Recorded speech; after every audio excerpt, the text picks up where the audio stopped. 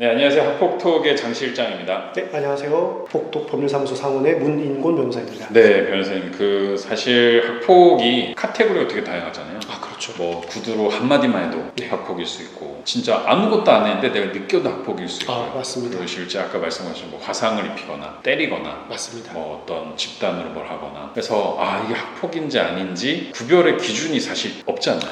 아, 그렇죠. 저도 이 학폭을 하면서 정말 이제 판례들이라든지 다양한 사례들을 보면서 네. 그 학폭의 기준이나 유형들이 너무 많습니다. 네네. 그래서 제가 이것도 이제 사실 칼럼으로 또 준비를 하고 있습니다. 아, 그래서 아마 학폭톡으로 올라올 건데 심지어 그 주제만 가지고도 오히려 카테고리를 둘, 셋으로 나눠야 될 정도로 유형이 정말 다양합니다. 그래서 말씀하신 사례들을 지금 다 얘기 드릴 수는 없지만 네. 말씀드린 대로 이제 단순히 말만 했어도 아니 진짜 신체적으로 뭘 강하게 했어도 네. 이제 모두 학폭에 해당이 될 수 있습니다. 따라서 이런 것들은 학폭에 해당되는지 아닌지를 일단 먼저 판별을 해야지 이제 네. 가능할 수도 있기 때문에 네. 우리 아이가 하는 말만 믿고 학폭 유형에 해당이 안 되거나 그에 미치지 못하는 경우에도 이제 섣부르게 그렇게 행동하시기보다는 왜냐면 네. 그렇게 되면 오히려 또 여러 가지 이제 또 상대방으로부터 또 공격이 들어올 수가 그렇죠. 있습니다. 막폭이라는 그 예. 주제도 추후에 다룰 건데. 예, 그런 유형들은 제가 학폭톡에 이제 칼럼으로 정리를 깔끔하게 한번 해서 올려드릴 테니까 그거 네. 참고하시면 참 좋을 것 같습니다. 알겠습니다. 네. 이제 오늘 좀 소개해드릴 거는 저희 학폭톡 책에 이제 사례가 계속 나오는데 그 중에 이제 첫 번째 사례 책 구매하시거나 뭐 저희 이벤트 당첨되시면은 보실 수 있는데 제가 좀 간단하게 읽어드리면서 변호사님께서 첨언해 주실 내용 있으시면은 한번 해보도록 하겠습니다. 무더운 여름날 이제 막 초등학교 1학년 된 학교에서 친구들을 너무 많이 사귀어서 좋다고 조잘되던 웃음꽃 시우가 어느 날 말수가 적어졌습니다. 부모님들이 이 정도 되면 눈치채시죠? 늦체지죠. 근데 이제 학부모님마다 다른데 예. 일반적인 학부모님이라면 이제 아이의 변화를 느끼니까 네. 분명히 이제 뭔가 이상한 걸 느끼고 물어보는 경우가 있겠죠. 네. 매일 놀던 도윤이와 쉬는 시간에 종이 접기하고 노는 예준이와 점심시간에 밥 빨리 먹고 매일 줄넘기 했던 이야기도 집에 와서 하지 않았습니다. 항상 1시 반 하굣길에 엄마들이 기다리죠. 그래서 시우가 맨날 달려오는데 보통 애기들이 쭉 같이 몰려 나와요. 근데 이날은 이제 시우가 맨 마지막에 나오기 시작했습니다. 남편에게 시우가 이상하다고 하니까 매일 시우 양치질 도와준 남편이 시우를 데리고 목욕탕을 한번 다녀오겠다고 했습니다. 일은 그날 주말 목욕탕을 다녀오고 나서였습니다. 남편은 시우와 목욕탕을 다녀오고 나서 편의점에서 바나나 우유를 사 먹인 다음에 몰래 전화를 걸었습니다. 여보, 놀라지 말고 들어. 방금 시우랑 목욕을 했는데 남편이 첫 마디를 듣자마자 다리에 힘이 풀리고 가슴이 철렁 내려앉았습니다. 설마 했던 일이 현실이 되었습니다. 숨을 꼭꽉 넘기면서 남편은 전화로 말을 이어갔습니다. 시우 팔이랑 다리에 멍이 들었더라고. 그래서 내가 웃으면서 물었어. 시우야, 이거 놀면서 다친 거야? 시우야, 근데 아프겠다. 아빠도 어렸을 적 자전거를 타다 크게 넘어졌을 때 멍이 이렇게 났는데 이거 빨리 치료 안 하면 나중에 계속 멍이 있어. 시우도 엄마랑 자전거 타다 넘어졌구나. 그래서 결국 시우가 말을 하죠. 나 자전거 타다 넘어진 거 아니야? 도윤이랑 예준이가 나를 붙잡고 막 때렸어. 나는 아무 말 못했어. 그래서 학교 가기 싫어. 사실 학교 가기 싫다라는 말을 저학년이 할 정도면은 저는 좀 굉장히 크다고 느껴졌습니다. 사실 제 경험상 네. 이렇게 멍이 들 정도로 이제 뒤늦게 부모가 알았다고 하면 네. 이게 아마 한 번이 아니었을 가능성도 높습니다. 그 이전부터 계속 꾸준히 괴롭힘을 당하거나 꾸준히 소위 말하는 폭행을 당했거나 네. 유독 이날이 이제 심했어서 아이가 네. 이제 마음에 상처를 입어서 유독 또 다르게 보였던 것도 있고 아까 처음에 서두에 말씀하셨듯이 어느 순간부터 말수가 점점 줄어들었다고 하지 않습니까? 네, 네. 그러면 아마 이 사례는 이제 제가 실제로 이제 알던 사례이긴 한데 많이 이제 그 전부터 괴롭힘을 당하고 학폭을 당했던 사례였습니다. 부모가 뒤늦게 알게 된 케이스죠. 근데 이제 뭐 뒤늦게라도 알게 됐으니까 네. 예, 그나마 어떻게 보면 또 다행이라고 생각할 수 있는 케이스일 것 같습니다. 근데 사실 자녀를 안 키워보셨거나 이제 좀 멀리서 보신 분들 그런 얘기할 수 있어요. 아니 어떻게 매일 보는 자녀인데 네. 모를 수 있냐. 근데 사실 맞벌이 하시고 저학년 애들이 때리는 게 뭐 일주일 갈망은 아니잖아요. 맞습니다. 하루 이틀 가면은 이게 모릅니다. 이제 바로 남편이나 글에 나오는 시어머님은 컴퓨터를 켜고 검색을 하기 시작했습니다. 학교 폭력, 초등학교 폭력, 학폭위, 변호사. 와, 근데 이런 단어를 치는 게 사실 마음이 너무 아프죠. 근데 이제 부모님들께서는 본인 일이 아니라 아이 일이기 때문에 오히려 그날 거의 밤을 새시는 부모님들이 많더라고요. 밤새 검색을 하고 맞아요. 예, 정보를 얻거나 변호사를 이제 찾아보고 나는 경우가 많은 것 같습니다. 그렇죠. 그리고 또 어쩔 수 없는 게 낮에는 애기를 달래줘야 되잖아요. 맞습니다. 재우고 밤새 검색을 하다 보면 아마 인생에서 가장 긴 밤이 아니었을까 싶습니다. 저는 가정주부이고 남편도 평범한 회사원이라서 경찰서, 법원 등을 한 번도 경험한 적이 없어서 경찰, 법 이야기만 나와도 가슴이 덜컥 내려앉았습니다. 아이를 전학시킬까 생각하다가도 가면 또 이런 일이 생길 것 같아서 차라리 제대로 된 방법을 찾아보자 라는 마음을 먹었습니다. 시우는 방법 찾을 때까지 학교를 보내기로 했습니다. 사실 이것도 좀 잘못된 거죠. 그죠. 예. 우선 학교를 보낸다는 것 자체가 정보라든지 이제 필요한 조치에 대한 인식들이 부족했다고 볼 수 있죠. 맞습니다. 네. 시우 어머니가 담임선생님한테 전화를 했습니다. 선생님 안녕하세요. 지난번 공개 수업 때 인사드린 시우 엄마예요. 시우가 요즘 예준이 도윤이랑 잘 지내나요? 어머니 안 그래도 시우가 요즘 같이 놀던 예준이 도윤이랑 잘 안 놀고 밥도 같이 안 먹고 아프다고 양호실을 가고 기운이 빠져 있어서 불러봤는데 대답을 안 했어요. 이때 선생님이 알고 있을 거라고 어머니 생각을 했습니다. 사실 요즘에 20명도 채 안 돼요. 네. 제가 있었던 시절에는 많게는 50명, 60명, 70명까지 있었던 반이었기 때문에 선생님들이 학생들을 일일이 개인사에 대해서 알지 못하고 맞습니다. 어떻게 지내는지를 모릅니다. 근데 요즘은 말씀하신 대로 저출산 시대이다 보니까 네. 한 학급당 이제 학생 수가 줄어들면서 담임 선생님께서 오히려 학생들에 대해서 이제 좀 세밀하게 알 수 있는 그런 환경이 된 것 같습니다. 제가 본 담임 선생님들은 이제 아무래도 경험이 많이 없으면 괜히 일을 만들지 않을 그런 것도 있을 거라고 봐요. 정확하십니다. 왜냐하면 선생님들 입장에서는 내 학급에서 내 학생들이 이렇게 이제 되면 선생님도 일단 처음에 좀 당황하고 스트레스를 받습니다.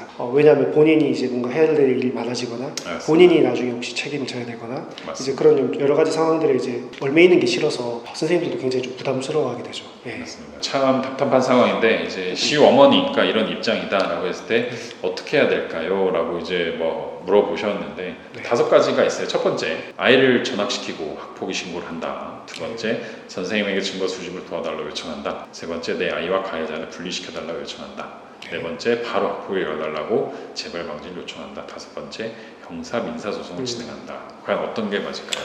이 5가지가 아마 일반적인 분들이 생각을 하는 조치들일 것 같아요. 틀린 것도 있고 맞는 것도 저는 있는 것 같습니다. 네네. 물론 이제 제 말이 이제 절대적이라든지 모든 상황에 들어맞는 게 아닐 수는 있습니다. 네. 하지만 제가 경험을 하고 진행해본 사건에 있어서는 어느 정도 이제 매뉴얼화된 이제 절차들이 있기 때문에 네. 그걸 기준으로 좀 말씀을 드려보면 첫 번째 이제 내 아이를 먼저 전학시키고 학폭위 신고를 한다라고 네. 이제 답변을 주신 분은 이제 저는 절반은 맞고 절반은 틀렸다고 봅니다. 일단은 제 생각인데 전학을 시킨다는 것 자체가 굉장히 어떻게 보면 또 시간이라든지 여러 가지 절차를 필요로 합니다. 맞습니다. 근데 그렇게 되면 그 절차 이후에 학폭 신고를 하게 되면 이제 저희가 1화에서 말씀드렸던 골든타임을 좀 놓치게 됩니다. 그래서 학폭 신고는 앞서서도 말씀드렸지만 가장 먼저 해서 빨리 이제 증거라든지 관련 자료들을 이제 확보하는 게 가장 중요하기 때문에 네. 전학은 이제 그 뒤입니다. 오히려 이 전학을 말씀하신 이유 자체가 내 아이를 빨리 가해 학생에서 떨어뜨려 놔야겠다라는 생각에서 이렇게 말씀하신 것 같은데 맞습니다. 방법을 모르니까. 네, 그건 아까 말씀하신 대로 이제 긴급 분리 조치라든지 그런 네. 것들을 하면 되기 때문에 우선은 학폭위 신고를 해야 되지 이제 전학을 시키고 이 학폭위 신고를 하면 굉장히 늦게 되는 경우가 많아서 절반은 맞고 절반은 네. 틀렸다고 볼 수 있습니다. 전학은 최대한 나중에 해도 네. 되잖아요. 그건 자의적이니까. 맞습니다. 네. 두 번째, 선생님에게 증거 수집을 도와달라고 요청한다. 이거는 좀 어떤 부분일까요? 이거는 정말 좀 애매한 케이스인데 네. 선생님마다 너무 다르기 때문에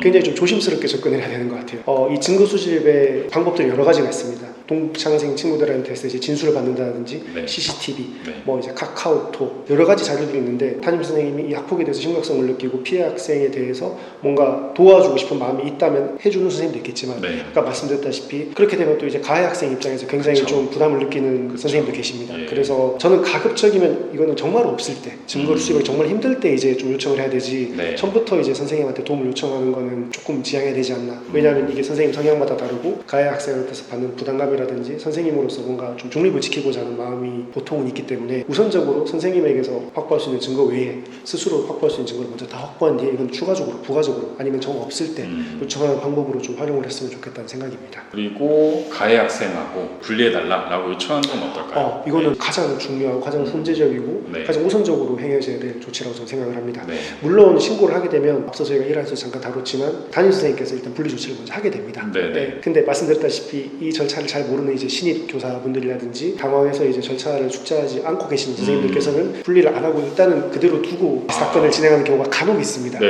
근데 그럴 경우에는 분리시켜달라고 요청을 하셔야 됩니다. 가장 먼저 취해야 될 조치 중에 하나고 네. 당연히 맞는 말이라고 볼 수 있습니다. 네 번째는 바로 학폭위를 열어달라고 막 진정을 넣거나 막 네. 교육청에 넣거나 네. 이런 분들도 있잖아요. 그렇죠. 저한테 이제 그렇게 많이 물어보죠. 이게 워낙 모르니까 예. 신문고에 넣어야 되나요?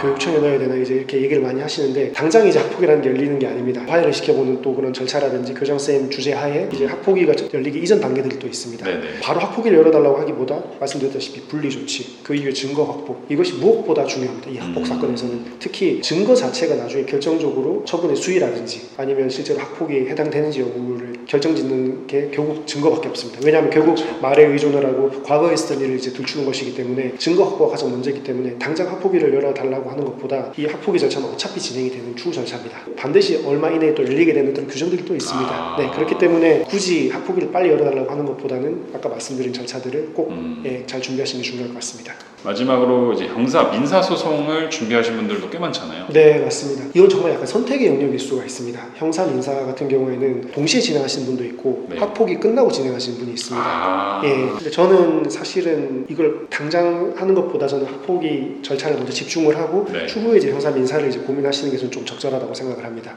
왜냐하면 형사 민사는 당장 해야 되거나 급하게 진행이 돼서 더 유리하거나 이런 부분이 아닙니다.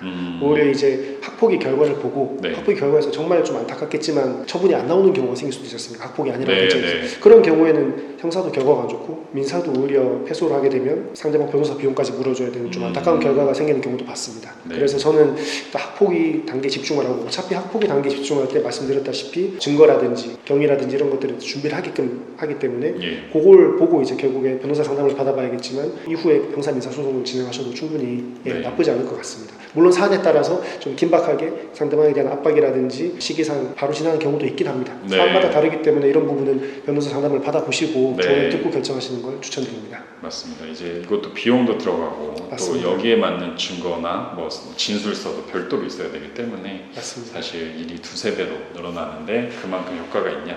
라는 네. 걸 체크하시면 좋을 것 같습니다. 마지막으로 이제 그 영화처럼 딸이 폭력당해서 아버지가 가서 막 복수하는 그 영화 있잖아요. 리암 니슨. 네. 이거는 정말 피해야 될 것 같아요. 정말 가슴 아프지만. 그렇죠. 근데 참 얘기를 하다 보면 정말 이렇게 막 꼭 누르고 오시는 분들이 많거든요. 법 없이도 살 수 있었던 분들이라고 생각을 했는데 법이 오히려 가해자를 보호해주지 않냐, 당신 자식이 이렇게 당했어도 그렇게 똑같이 할 수 있냐라는 그런 얘기를 많이 듣는데 말씀하신 대로 지금 사법적인 어떤 그런 체계라든지 그런 것들이 많이 보완이 되고 있습니다. 학폭의 네. 상식이 문제가 되고 있기 때문에 그래서 이 절차에서 충분히 잘 준비를 하셔서 법적 태도기 안에서 좀 좋은 결과를 얻으시는 것이 가장 효과적이고 그런 에 있어서 저희 이제 학폭톡이라든지 전문 네. 변호사의 조력을 받으시는 게 무엇보다 중요하다고 할 수 있겠습니다. 나보다 더 심한 사람들, 내가 세상에 가장 힘들다고 하는데 학폭톡 들어오시면 더 많은 사례가 더 많이 있어요. 저희도 깜짝 놀라는데 저는 예. 그래서 이 학폭톡이 굉장히 좋은 카페라고 생각을 하는 게 피해자 이제 부모님들이 와서 서로의 이제 아픔도 공유를 하고 네. 대처 방안도 서로 이제 정보를 주시고 하는 것들이 네. 굉장히 좀 선순환이 되고 네. 이것들이 나중에 이제 학폭이라든지 이런 것들이 잘 해결되는데 큰 도움이 전 되고 있다고 생각을 합니다. 맞습니다. 예. 나중에 뭐 정책위에서도